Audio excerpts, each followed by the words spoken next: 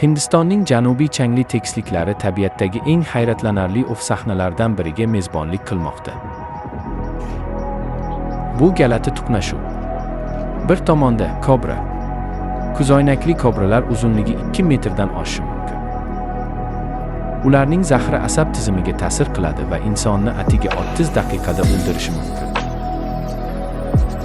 Kobralar odatda tortinchoq bo'lishadi, lekin o'zini xavf ostida his qilsa, juda tajovuzkor bo'lib qoladi.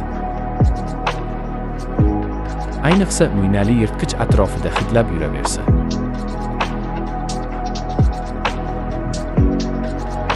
Ikkinchi tomonda mangust.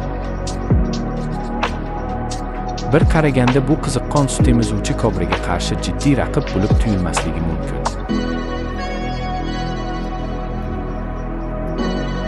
Ammo hind kulrang mangusti ham o'ziga xos yirtqich, chaqqon harakatlari va qalin terisi unga kobra kabi ilonlarni sevimli ovqatlar ro'yxatiga qo'shishga imkon beradi.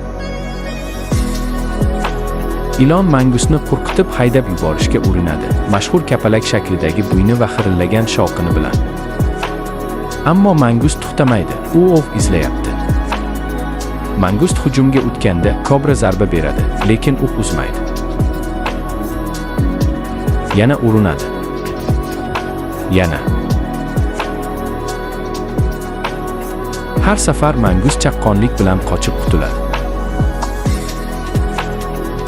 Ammo u hujum qilganda adashmaydi.